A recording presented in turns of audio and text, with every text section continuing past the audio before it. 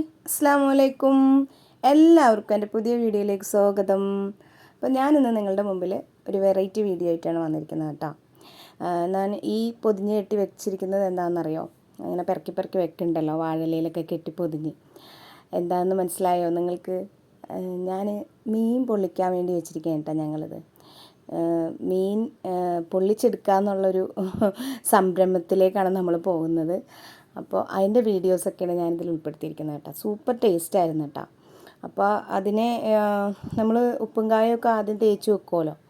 ഉപ്പും കായം തേച്ച് വെക്കുന്ന വീഡിയോ എടുക്കാൻ ഞാൻ മറന്നുപോയി. കാരണം ഉപ്പും കായുടെ റെസിപ്പി ഞാനിതിൽ കൊടുത്തിരിക്കാം. ഈ മസാല ഉണ്ടല്ലോ അതിൽ ചേർക്കണം. കാരണം അത് ഉണ്ടാക്കിയ സമയത്തും അത് എടുക്കുന്ന തേച്ചത് ഞാൻ എടുത്തിട്ടുണ്ട്. പക്ഷെ അത് ഉണ്ടാക്കണത് എടുക്കാൻ പറ്റിയില്ല. അപ്പോൾ അതിൻ്റെ റെസിപ്പി ഞാൻ കൊടുക്കാം.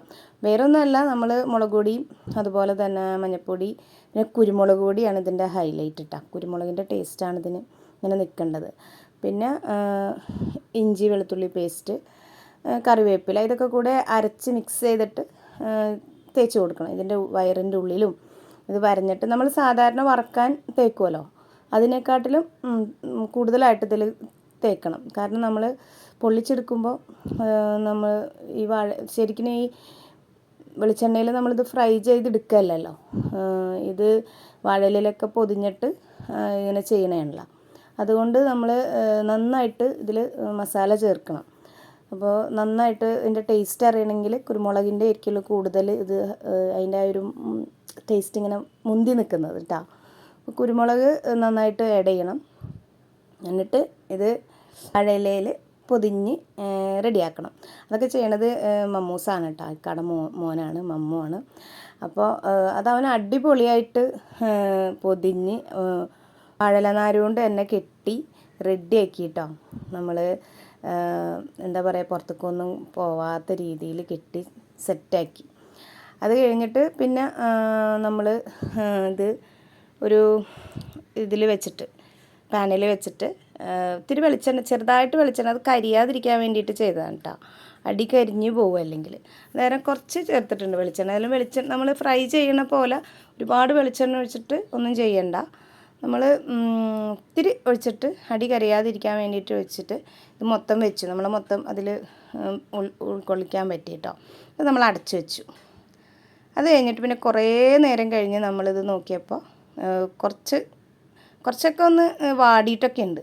അപ്പോൾ നമ്മൾ എന്ത് ചെയ്തു, ഇതൊന്ന് മറച്ചിടാന്ന് വെച്ചു. കാരണം ഇതിൻ്റെ ഒരു ഭാഗം മാത്രം പോരല്ലോ, രണ്ട് ഭാഗവും ഇതാവണ്ടേ. അപ്പോൾ നമ്മളിത് മറച്ചിട്ട് രണ്ട് ഭാഗവും വേവ് എത്താൻ വേണ്ടിയിട്ട് കുറേ ടൈം എടുത്തിട്ടാണ്. കാരണം ഇതും വാഴയില നമ്മൾ വാഴയുടെ ഉള്ളിലാണ് നമ്മൾ മീൻ ഇരിക്കുന്നത്. മീൻ വേവണം, നന്നായിട്ട് വേവണ്ടേ, അല്ലെങ്കിൽ നമുക്ക് ടേസ്റ്റ് ഉണ്ടാവില്ലല്ലോ. അപ്പോൾ അത് നല്ല സമയം എടുത്ത് ചെയ്യണം കേട്ടോ. അങ്ങനെ കുറച്ച് നേരം കഴിഞ്ഞപ്പോൾ വന്ന് നോക്കിയപ്പോൾ ഇത് ആയിട്ടില്ല. വീണ്ടും നമ്മൾ വന്ന് നോക്കിയപ്പോൾ സെറ്റായിട്ടുണ്ട്, അടിപൊളിയായി. നമ്മൾ ഒരെണ്ണം തുറന്ന് നോക്കിയായിരുന്നു. അപ്പോൾ സെറ്റായിട്ടുണ്ടെന്ന് കണ്ടപ്പോഴാണ് പിന്നെ നമ്മൾ ഇത് എടുത്തത് കേട്ടോ. ഇത്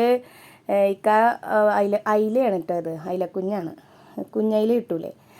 അപ്പോൾ കുഞ്ഞയില എപ്പോഴും വാങ്ങിച്ചിട്ട് കറി വെക്കലാണ്. അപ്പോൾ ഇതൊന്ന് വെറൈറ്റി ആയിട്ട് ചെയ്ത് നോക്കാൻ പറഞ്ഞിട്ടാണ് ഞങ്ങൾ ചെയ്തത്. അപ്പോൾ എന്താ പറയുക, കുടിച്ചതെന്ന് കേട്ടപ്പോൾ പിന്നെ അധികം വേവില്ല, ടേസ്റ്റ് ഉണ്ടാവില്ല എന്നൊക്കെ വിചാരിച്ചിട്ടോ. പക്ഷെ സൂപ്പർ ടേസ്റ്റായിരുന്നു. നല്ല എന്താ പറയുക, ആ മസാലയുടെയൊക്കെ ആ ഒരു മണവും പിന്നെ ഈ ഫ്രൈ ചെയ്ത് കരിഞ്ഞ് പോയിട്ടൊന്നുമില്ല. ഇത് അതിൻ്റെ ഉള്ളിൽ ഇരുന്നിങ്ങനെ ആവിയിൽ വെന്തതല്ലേ. അപ്പോൾ ആ ഒരു പ്രത്യേക ടേസ്റ്റായിരുന്നു കേട്ടോ ഇതിന്. നമ്മൾ ഇത് വീട്ടിൽ അയില എന്ന് തന്നെയല്ല, ഏത് മീനും ചാളയൊക്കെ സൂപ്പറായിരിക്കുള്ളൂ. അപ്പോൾ ചാള മത്തിയിട്ടോ, ഞങ്ങളുടെ നാട്ടിൽ ചാള എന്നാണ് പറയണത്. അപ്പോൾ ഇത് കുഞ്ഞയില മേടിച്ചിട്ട് ചെയ്തതാണ്. അപ്പോൾ മത്തിയൊക്കെ ഇതേപോലെ ചെയ്ത് കഴിഞ്ഞിട്ടുണ്ടെങ്കിൽ സൂപ്പർ ടേസ്റ്റ് ആയിരിക്കുള്ളൂ. അപ്പോൾ ഇപ്പോൾ അവധിക്കാലമാണ്, കുട്ടികളൊക്കെ ഉണ്ടാവും വീട്ടിൽ. അപ്പോൾ അവർക്കൊക്കെ ചെയ്ത് കൊടുത്ത് നോക്കണം കേട്ടോ. ട്രൈ ചെയ്ത് നോക്കിയിട്ട് ഫീഡ്ബാക്ക് അറിയിക്കണം. പിന്നെ ഞാൻ ഈ ഉപ്പും കായ ഉണ്ടല്ലോ, ഈ മസാല, അതിൻ്റെ റെസിപ്പി ഞാൻ കൊടുത്തിരിക്കുക താഴെ. പിന്നെ എല്ലാവരും എൻ്റെ വീഡിയോ കാണാറുണ്ട്, സപ്പോർട്ട് ചെയ്യുന്നുണ്ടെന്നൊക്കെ അറിഞ്ഞതിൽ വളരെ വളരെ സന്തോഷം കേട്ടോ. അതുപോലെ തന്നെ എനിക്ക് ലൈക്കും കമൻറ്റൊക്കെ കുറവാണ്. അതൊക്കെ നിങ്ങൾ എന്നെ സപ്പോർട്ട് ചെയ്താലേ രക്ഷയുള്ളൂ.